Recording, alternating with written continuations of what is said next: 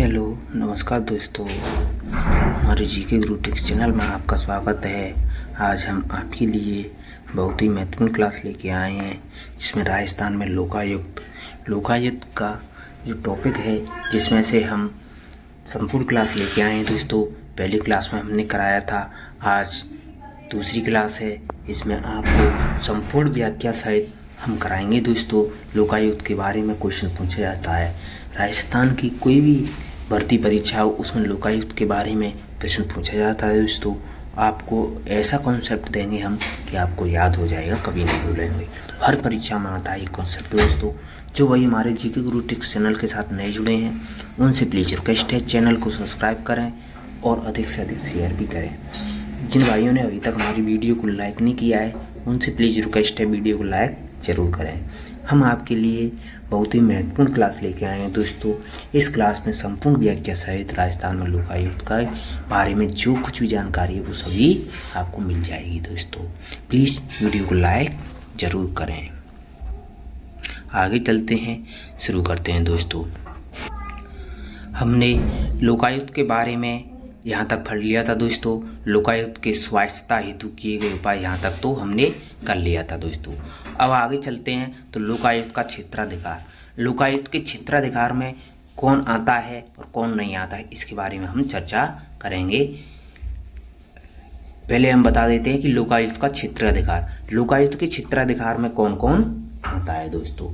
तो लोकायुक्त के क्षेत्राधिकार में, लोकायुक्त का क्षेत्राधिकार में मंत्री आते हैं दोस्तों, सचिव, कार्यालय अध्यक्ष आते हैं, अन्य लोक सेवा आयोग के अध्यक्ष भी आते हैं, जिला परिषद, जिला प्रमुख एवं उप प्रमुख भी आते हैं, पंचायत समिति के प्रधान उप प्रधान भी आते हैं, जिला परिषद एवं पंचायत समिति की स्थायी समितियों के अध्यक्ष भी लोकायुक्त में क्षेत्राधिकार में आते हैं दोस्तों।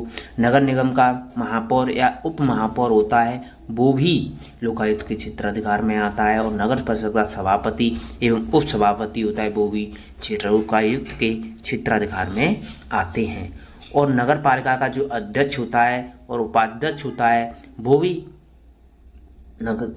लोकायुक्त के क्षेत्राधिकार में आते हैं दोस्तों। और नगरीय निकायों की स्थायी समितियों के अध्यक्ष भी क्षेत्राधिकार में आते हैं। नगर सुधार न्यास UIT के अध्यक्ष होते हैं, वो भी लोकायुक्त के क्षेत्राधिकार में आते हैं। सरकारी कंपनियों के निदेशक भी होते हैं, वो भी लोकायुक्त के क्षेत्राधिकार में आते हैं दोस्तों। सरकारी निगम एवं मंडलों के अध्यक्ष निदेशक होते हैं, वो भी लोकायुक्त के क्षेत्राधिकार में आते हैं। राजस्थान सोसाइटी रजिस्ट्रीकरण अधिनियम के अधीन रजिस्ट्रीकृत कोई भी सोसाइटी है, वो भी लोकायुक्त के क्षेत्राधिकार में आते हैं। तो लोकायुक्त के क्षेत्राधिकार में कौन आता है कौन नहीं आता है, ये क्वेश्चन पूछा जाता है दोस्तों। हर परीक्षा में यही क्वेश्चन अधिकतर पूछा जाता है कि लोकायुक्त के क्षेत्राधिकार में कौन आता है और कौन नहीं आता है। तो हमने लोकायुक्त के क्षेत्राधिकार में जो भी आते थे वो हमने बता दिए हैं दोस्तों।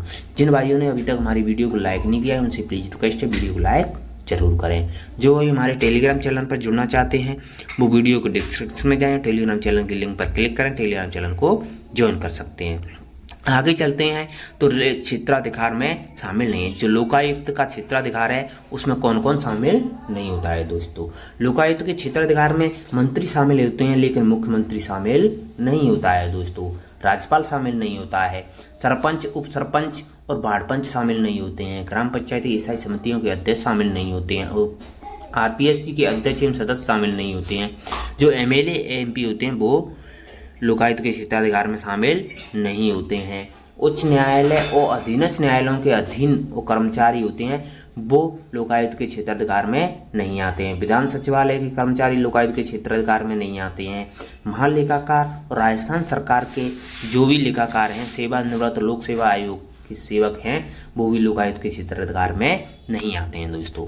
हमने इसमें बताया था कि लोकायुक्त के क्षेत्राधिकार में कौन कौन नहीं आता है दोस्तों। तो लोकायुक्त के क्षेत्राधिकार राज्यपाल, मुख्यमंत्री, सरपंच, प्रधान, वार्ड पंच, RPSC के अध्यक्ष, सदस्य, MLA MP, ये सभी लोकायुक्त के क्षेत्राधिकार में नहीं आते हैं दोस्तों। 5 वर्ष से पुराने मामले हैं, वो लोकायुक्त के क्षेत्राधिकार में नहीं आते हैं दोस्तों। राज्य निर्वाचन आयुक्त, मुख्य निर्वाचन अधिकारी और जो प्रादेशिक आयुक्त होते हैं, वो भी लोकायुक्त के क्षेत्राधिकार में नहीं आते हैं। आगे चलते हैं तो आगे लोकायुक्त के कार्य दे रखे हैं। तो लोकायुक्त होता है जो क्या क्या कार्य करता है। तो लोकायुक्त होता है वो लोक सेवकों के विरुद्ध निम्नलिखित मामलों में शिकायत या अपील स्वीकार करता है, जैसे भ्रष्टाचार एवं कुप्रशासन मामलों में अपील करता है, भ्रष्टाचार एवं कुप्रशासन मामलों में सत्यनिष्ठा का अभाव, लोक सेवकों के मामलों में किसी व्यक्ति को लोक सेवक द्वारा हानि पहुंचाने के मामले में, स्वतः संज्ञान द्वारा भ्रष्टाचार के मामले में सुनवाई करना। लोकायुक्त को सिविल प्रक्रिया संहिता 1908 के अंतर्गत निम्नलिखित शक्तियां भी प्राप्त होती हैं। दोस्तों कौन कौन सी शक्तियां प्राप्त होती हैं लोकायुक्त को? लोक सेवकों को नोटिस जारी करना, लोक सेवकों की गवाही और सदस्य साक्ष्य हेतु बुलाना, लोक सेवकों का बयान, शपथ पत्र और रिकॉर्ड करना, किसी सरकारी कार्यालय से दस्तावेज मंगवाना। ये लोकायुक्त के पास शक्तियां होती हैं। दोस्तों लोक सेवकों के विरुद्ध अनुशासनात्मक कार्रवाई की सिफारिश करना लोकायुक्त का काम होता है। गलत शिकायत पर अपीलकर्ता को 3 वर्ष की जेल या जुर्माना देना या दोनों देना, ये लोकायुक्त का कार्य होता है। दोस्तों राज्यपाल को वार्षिक प्रतिवेदन सौंपता है वो लोकायुक्त ही सौंपता है। अन्वेषणों से तत्परता और निष्पक्षता को बनाए रखने के लिए लोकायुक्त का कार्य होता है। अधिकार क्षेत्र में आने वाले विभागों संगठनों में जवाबदेहिता सुनिश्चित करने का काम लोकायुक्त का होता है। विशेष परिस्थिति में भ्रष्टाचार के माध्यम से उन्नत या प्राप्त की गई संपत्ति, आय, प्राप्तियां और लाभों को जब्त करने से संबंधित कार्य होते हैं वो लोकायुक्त के होते हैं। प्रारंभिक जांच के दौरान रिकॉर्ड को नष्ट करने से रोकने के लिए निर्देश देना लोकायुक्त का कार्य होता है। दोस्तों भ्रष्टाचार के आरोप से जुड़े लोक सेवकों के स्थानांतरण या विलंबन की सिफारिश करने की जो शक्ति होती है वो लोकायुक्त के पास होती है। ये लोकायुक्त के हमने कार्य बताए थे। दोस्तों और लोकायुक्त की संस्थान की जो कमियां हैं वो कौन कौन सी हैं? दोस्तों लोकायुक्त की कमियों के बारे में चर्चा करेंगे। प्लीज़ वीडियो को लाइक जरूर करें। और लोकायुक्त की जो संस्थान की जो कमियां हैं वो हैं, यह केवल एक सलाहकारी परिषद या निकाय है जिसकी सिफारिश राज्य सरकार के लिए बाध्यकारी नहीं है। राज्य सरकार के लिए इसकी सलाह होती है वो बाध्यकारी नहीं होती है। लोकायुक्त के क्षेत्राधिकार से विभिन्न पदों को बाहर रखा गया है। कई ऐसे पद हैं जो लोकायुक्त के क्षेत्राधिकार से बाहर रखे गए हैं, जैसे मुख्यमंत्री है, एमएलए है, सरपंच है, उप सरपंच है, ये सभी लोकायुक्त के क्षेत्राधिकार से बाहर रखे गए हैं। लोकायुक्त 5 वर्ष से पुराने भ्रष्टाचार के मामलों पर जांच नहीं करता है। 5 वर्ष से ज़्यादा पुराने हैं उन मामलों पर जांच नहीं करता है। उप लोकायुक्त का रिक्त पद है। उप लोकायुक्त अधिकतर रिक्त रहता है। दोस्तों विधानसभा में लोकायुक्त के वार्षिक प्रतिवेदन पर विमर्श एवं चर्चा लोकायुक्त नहीं कर सकता है। दोस्तों लोकायुक्त में अत्यधिक लंबित मामले होते हैं, अधिक समय तक लंबित मामले चलते रहते हैं। लोकायुक्त की एकल संस्था द्वारा भ्रष्टाचार की शिकायतों के साथ साथ कुप्रशासन की शिकायतों को एक ही संस्था द्वारा मिटाने का कार्य में बाधा है। स्वयं की जांच एजेंसी का अभाव है। स्वयं की जांच एजेंसी का लोकायुक्त में अभाव है। इसकी सिफारिशें बाध्यकारी नहीं होती हैं। जो लोकायुक्त है उसकी सिफारिशें बाध्यकारी नहीं होती हैं। लोकायुक्त की सिफारिशों के क्रियान्वयन की मॉनिटरिंग हेतु समिति का अभाव होता है। कोई समिति नहीं होती है इनकी मॉनिटरिंग करने के लिए। अत्यधिक कार्यभार होता है लोकायुक्त के पास। लोकायुक्त स्वयं दंड नहीं दे सकता है। लोकायुक्त होता है वो स्वयं दंड नहीं दे सकता है, केवल सक्षम प्राधिकारी की अनुशंसा कर सकता है। अब लोकायुक्त का सुझाव कैसे देता है? लोकायुक्त को संवैधानिक दर्जा दिया जाना चाहिए जिसकी सिफारिश राज्य सरकारों के लिए बाध्यकारी हो। लोकायुक्त के क्षेत्राधिकार में सभी को शामिल किया जाना चाहिए, जैसे मुख्यमंत्री है, एमएलए है, सरपंच, उप सरपंच, इन सभी को लोकायुक्त के क्षेत्राधिकार में शामिल करना चाहिए।